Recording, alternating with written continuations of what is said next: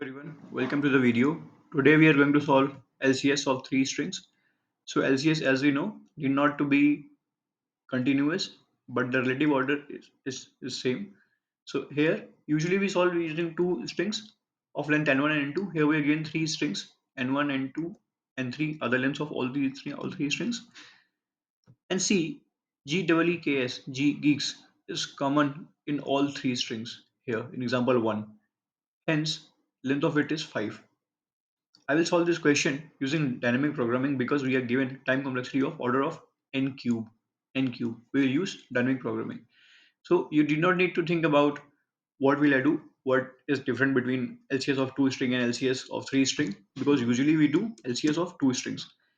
Here we will just do the same thing but with the three strings. So first of all, I will initialize the DP, fill it completely with zeros,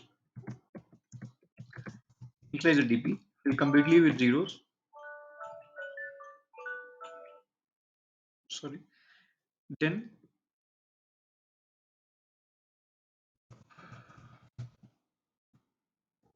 okay. So the first key difference there we initialize a 2D DP, but here we are initializing a three-dimensional DP, 3D DP. Okay, to store the previous results. Okay, now it is of length. It is of length. It is of length. Let me see this way. If you are doing in C++, it would have been length n1, n2, and n3 of all the subarrays. Okay, subarrays of all the dimensions of this DP. Okay, now there is no need to populate the first row or first column because if any of the given string is of length 0, there'll be nothing common. Okay, there'll be nothing common. That is why we will also start from 1 and not 0.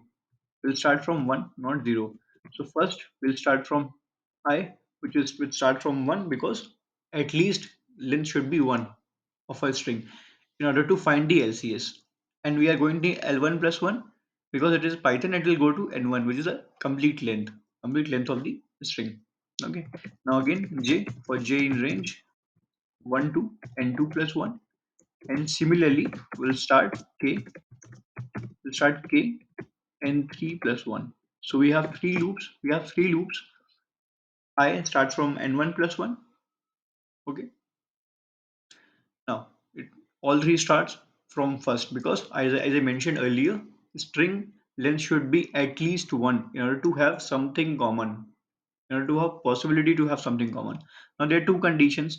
If the if the if the ending index, last index is common, okay, if a I minus 1 equal b j minus 1, okay, if the current index which we are at, if the previous index is common to it, okay, if or sorry, we can say the current index is common in both the strings, common in a and b, and similarly it is common in b and c.